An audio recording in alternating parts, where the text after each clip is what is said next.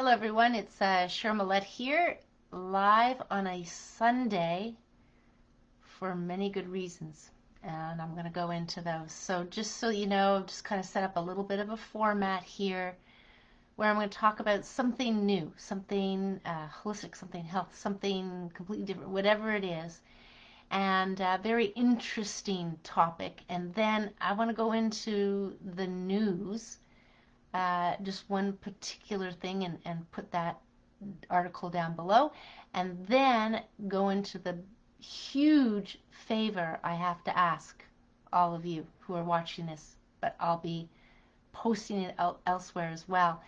And then a joke, something that's going to lighten up and humor, laughter, all of that. And of course, each and every one of you can do that however that makes you laugh. I do have to tell you that the video that I am going to put on my feed, but it was given through the message and then I just forwarded around.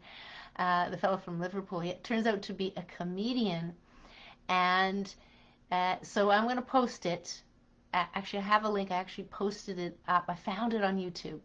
Anyway, I posted it up, and I'm going to send a link to it so you can go and watch it, but I think it's hilarious. And actually, the idea really is to be able to self-test. So for those who are watching this video, who have watched that brief video, will know exactly what I'm talking about.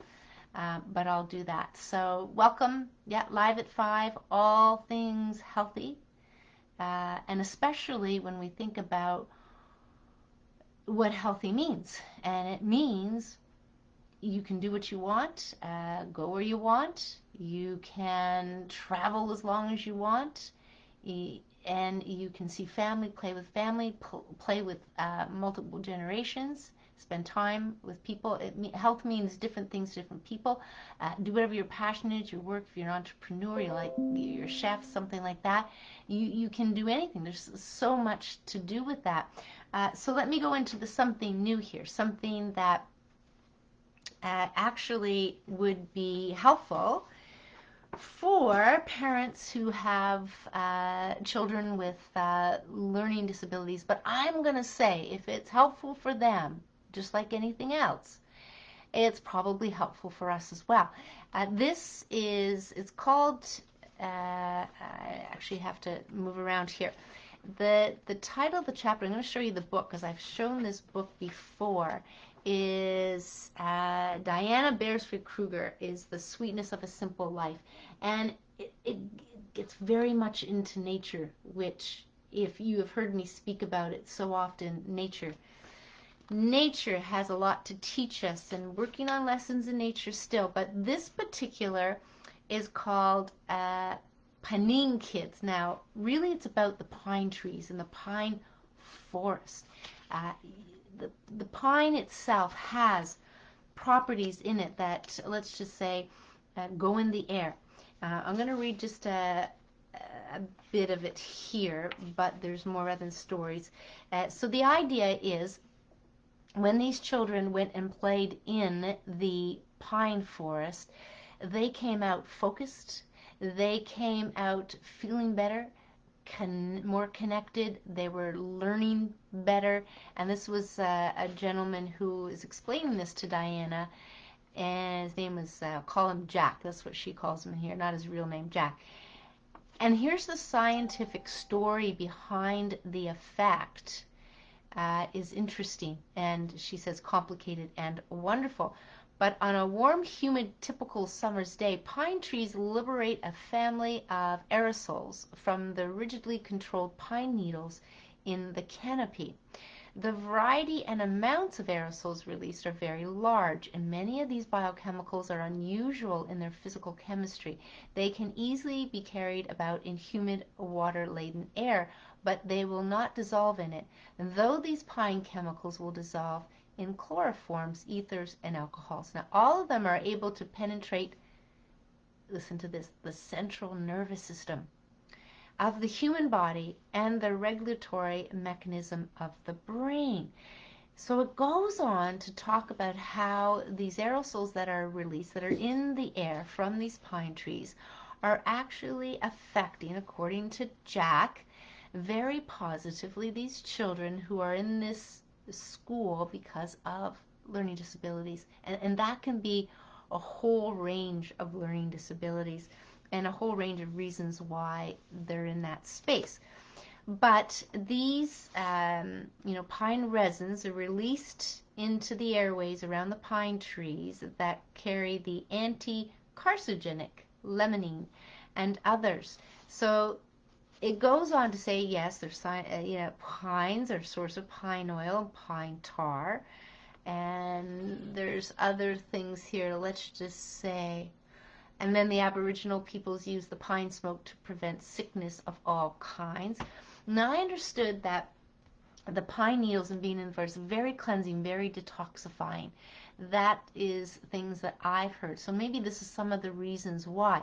But to understand that these pine trees may actually have an impact on the central nervous system is really unbelievable. But let's say believable because it's nature, and nature has its way with us and with our health, with building community, with learning and things like that. So I just went into my garden just minutes ago and picked a fresh tomato, right, and picked a lovely basil. My basil bushes were, I'm going to say, over 3 feet tall. And this is what, as a little bit of tip here, what I've learned about growing plants, vegetables, and herbs in pots is the bigger the pot, the bigger the plant.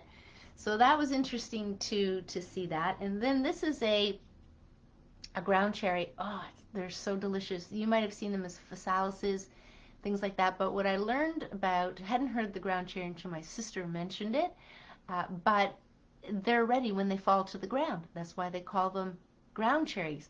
I'm almost absolutely 100% sure that that's why they call them ground cherries. But they're actually sweeter. And so, just so that we have it, let's see, camera. Yeah, okay. So then this is a papery scenario, and then it's a bit of a green, but yellow. They're like that, and then you might have seen them on desserts, something like that. So here's my little tomato with the basil leaf. So the idea is you just pick these and you have a tomato sandwich, but you're using the actual basil. And then I have a few hundred raspberries ready to pick soon. So there's a raspberry. Now, I've heard, I'm not going to eat the big tomato. That might be a mess on here. And maybe not so ladylike. Who knows? But what do I care about that part? I don't really. Let's carry on here. So that's pine. So if you can find a pine forest near you, or even better yet, if you can't, focus on planting one. Focus on planting some. There's a lot of benefits to it. And if you ever get this book, you're going to see the many benefits there. So let's carry on into the news. Was not foraging around for food, but foraging around for information. And this information came up here around new Ontario rules for handling deaths. Some people are trying to get some facts on what's going on, the increased cases, and I still haven't heard anything back from the, I'll call them the government, the MPPs, and those people who have this or that to say about rising numbers, gotta lock down, all this kind of stuff, is that of these numbers, how many of them are asymptomatic? Now, right off the top, if we go 50% of them are false positive, okay, so we're 200, but there's these models, and we don't get to see what those models are. But here's the deal.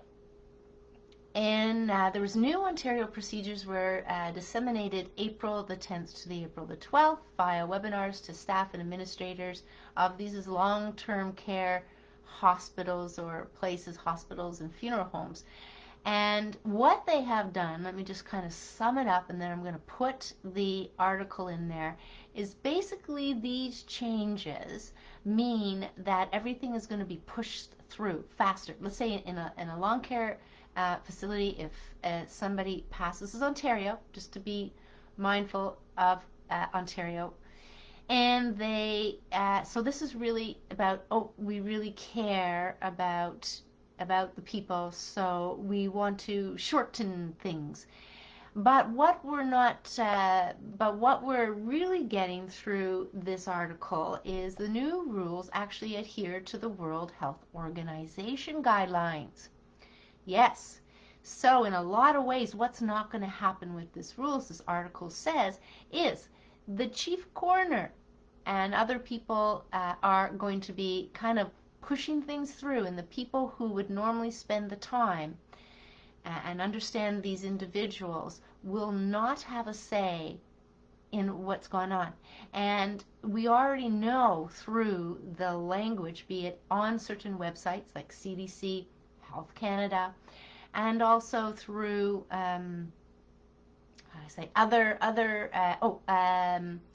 press conferences, that the people are, if they believe they have COVID, they're marked down as a COVID death. Even though they didn't die from it, they may have died with it. We're not quite sure. I mean, the idea is they're not testing them. So they're pushing through and not going through what they deemed for many years, for many decades, as being the best way to have closure on the reason for death. That's kind of it. So instead of allowing the frontline staff to rapidly resume direct patient care, let's see, reduces the number of people to touch the bodies, and therefore lowering the potential for virus transmission. That's what they're saying this is about. I don't think that's what about, because as I've explained about viruses before, and this particular event doesn't make sense. It's not practical, it's not scientific, it doesn't make any common sense. So it's quite a lengthy one, but it has all of the links to it. That's what I like about it. And this again is just, in most cases, like me coming on or anybody else coming on, is bringing information to your attention. And that is clear. So there has been recommendations, obviously, to make these changes, and this is the part of the changes here for death of loved ones in these long care facilities, hospitals, and whatnot. So I'll definitely put that there. Now, let me see here. So the other idea, that's the news. That's the only thing. Hey, sis. Can you turn your volume up? Maybe my phone. Yeah, I'm not sure. There's not really a volume here. Let me kind of see if there's anything here. And maybe somebody else can say the volume is fine. Kind of comes through the camera, and nope, I can't find. So might just be might be just the phone, but I can speak a bit louder. Actually, I've been kind of speaking louder, so hopefully this will make sense. The thing that what I put down is, I have a huge favor to ask. I'm not kidding. I'm not kidding. And I do have a huge favor to ask. And this is all part and parcel in people, everybody will agree here, whether you're on siding with getting this done or not getting it, that the freedom to choose is something we want to carry on. And that could be the freedoms to choose where you live, that you can own a home, that you can travel here, you can travel there, that you can get a dog. I'll just stop there, but we can think of a crazy amount of things you would like to have a choice in. Right now, I know I have a choice to go to the farmer's market. I have a choice to go to Lobos if I want. I have a choice to order from organic Fresh City Farms. And so choice, that is so key here. So if you would like the freedom to choose and the myriad things that I'm talking about, freedom to choose, then this huge favor is something you and others that you know would come on board. This is almost showing your support for Canada and the world. Quite frankly, there are some people relying on the attention some countries, or the things that are unrolling in some countries versus other, so we can feed off of each other of where we're going, how it works, how we can do things, and that. Anyway, freedom to choose. The other aspect, and this is somewhat gets down to choice, is actually, let's say, I would like to see everybody be able to put food on their table for their family. Absolutely. Have a roof over their house, the head, roof on their house, that would be nice, over your head, over your family's head. To have a means, as in if you want to open up a small business, if you want to be an entrepreneur, so all these small business, the entrepreneur spirit, if you think that that's important of value. Now I'm hearing these stats, over 200,000 small businesses. Now I'm not sure if that's just in one province alone, but anything, it's going to be plus that, have and will not recover from this crazy event. I'm going to start calling it a crazy event. Then this huge favor I'm going to ask you to share is going to make a lot of sense to you. So without further ado, I'm going to actually say what this big favor, this huge favor is. I like to connect with people, yes.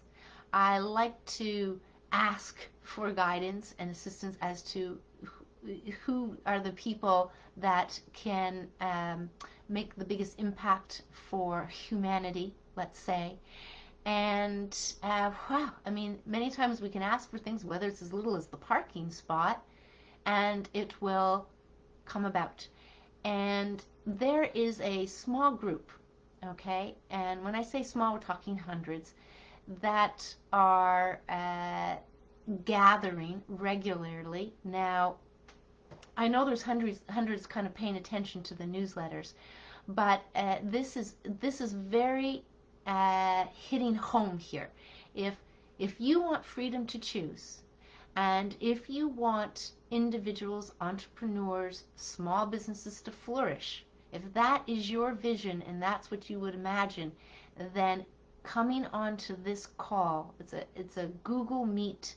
I have the link. There's no password needed for tomorrow. I don't want to really say other than there's going to be key people on there. It's going to make sense to you, but you're going to learn something that you probably haven't heard of before. And I'm hoping that maybe they'll share a little bit of their story. But anyway, I'm going to have an opportunity to speak as other people do when they want to share good news, share anything, and I'll certainly bring it up then. But this is a call tomorrow at 7:30 Eastern Standard Time. So think of Ontario, Quebec, and then it starts changing, Manitoba hours. So 7:30 Eastern Standard Time. I'm going to post the link below. You do not need a password. And here's what I'm going to say. If you don't have anything nice to say, don't come on the meeting. Don't join the meeting. If you are open to listening to some things that are happening in Canada, in our great country, let's call it that, and we want it to remain like that, or even move to being as great as it can be, then coming on to this call is going to be important. But I'm going to suggest that you book, because what I was just speaking to the host, is that there's a meeting Monday and Tuesday this week. So on Monday, I believe there's going to be somebody from UK, and there's going to be some other people on there as well. and then there is somebody on Tuesday. So you'll get more clarity when you come on to the call for sure, but I definitely, definitely can't say this enough. It is a huge favor, not for me. It's a huge favor to ask of yourself to come on to this Google Meet tomorrow night at 7:30 Eastern Standard Time, and also block some time on Tuesday at 7:30 and see what it's all about. But you're going to learn something that I don't think you even have a clue that's going on. Seriously. It's very simple. It's a very simple message. But again, I'm going to say that if you are for freedom of choice and freedom to choose all the many things you can, and you want to see, yes, Canada prosper, the small business, the people prosper, entrepreneurs. We're not talking box stores or these big huge corporations. They're doing well.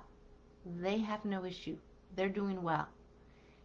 This is for all the others. So if it's true, 200,000 small businesses have already gone under, and I think that's only for one province, to tell you the truth. Anyway, I'll get him to clarify that tomorrow. I'll put the link below. I'm going to put it here and there and everywhere over the next 24 hours to get as many people on that call as possible. It's nothing like you can expect, okay? It is not some big production, people. It's not about that. This gets down to the heart of the matter and coming together. I spent a bit of time listening to a meeting last week. Should have probably jumped on earlier, but doesn't matter. The time is now. And then I spoke on Friday night for about 10 or 15 minutes. And here you go. This is an opportunity. And when we think of opportunities, think of the future possibilities, positive opportunity, growth, those kind of things. This is our this is our possibility. This is our potential. So it's really all good, but the information you're going to get can, how can I say it? Most likely, sometimes people need a little poke, poke, a little, not with the cattle prod, okay? Just a little prod, just a little push sometimes, a gentle inspiration, motivation, that kind of thing.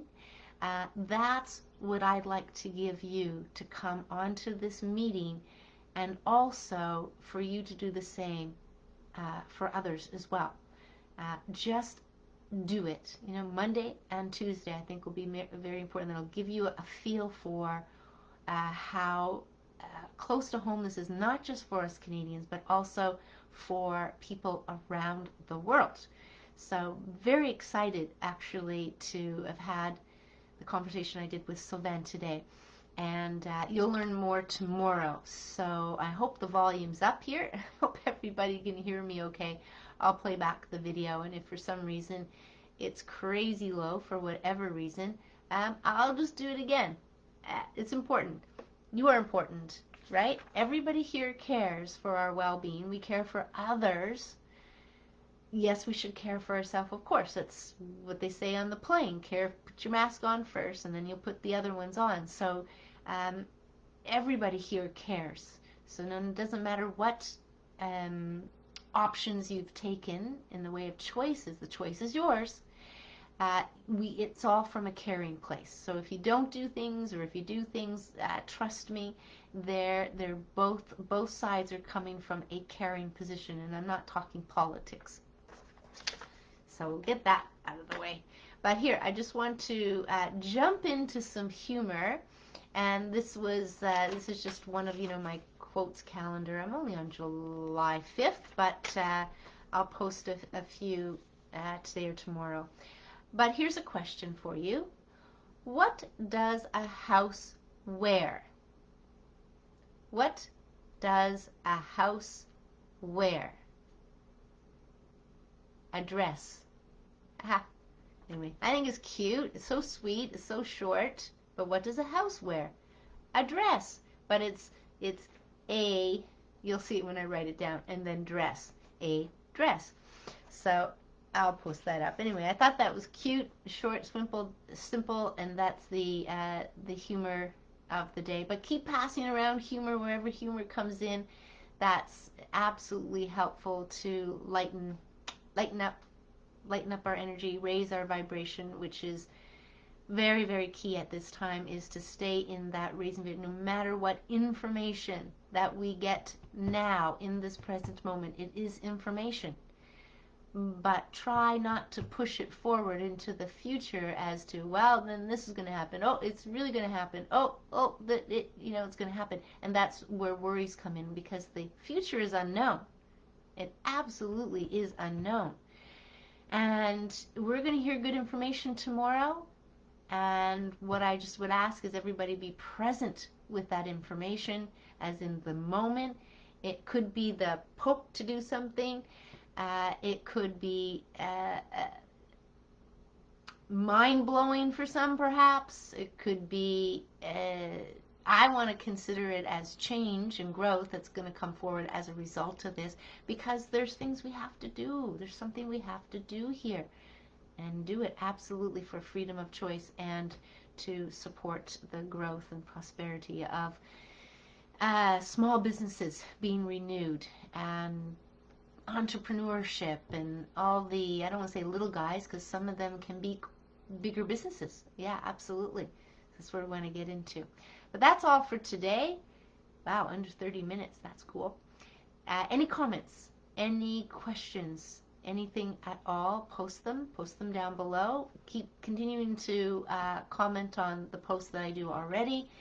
There's some prodding and some poking there, of course, and you can see clearly that there's two sides, but I still want to remind everybody to be kind, not to be judgmental, to understand we have choice. So that's what I'm just saying here. You want to have choice, make sure that you are allowing other people to have their choice. Maybe it's not same choices, right? Maybe it's not, for the reasons they're not, for the reasons they are different. That we'll always have that. I mean, I could say, let's all go bungee jumping. And what if I didn't give you a choice? What if I didn't give you a choice to not go bungee jumping? Just think about that. How many people here don't even want to consider going bungee jumping? A lot of people. So let's think of it and that kind of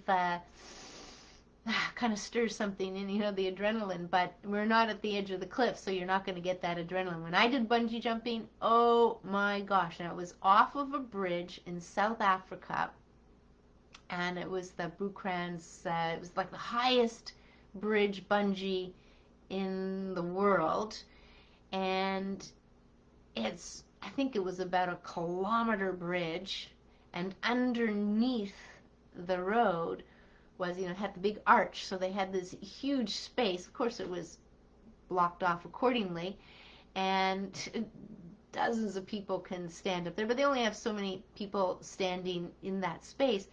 But the adrenaline rush, so it was fine. You're standing back here, you can see it was like a gorge, so there was a deep gorge, and it was down how many, it's about 600 feet as to how far I went, but there was still room down. So this beautiful river, lovely cliffs on either side, and you can see that. And as you're watching people jump off, it's not the same. You might be getting butterflies, but as soon as they put the boots on, so they put, not boots on, like ankle bracelets, and this nice thick cord that's attached, and so you can't move your ankles. So when they stand you up, and you're now about 5 feet, because you're sitting down here and you're waiting, and they have to wait for the other person to bounce up and down, and then somebody else on the other side goes down, unhooks the same rope you're going to jump down on or fall with attached to you, and they bring them up on the other side. So you attach to this rope. It's on your feet. It's not like up here. It's around your ankles, and and you kind of bring out, and there's kind of like a couple of people, and I have to say, they want to push you. They want to get as many people to off that bridge as possible. So they're like kind of pushing people. So some people say, no, I don't want to be pushed. You got to be firm with them, but you can't stand there for very long. So the feet, so you got to hop.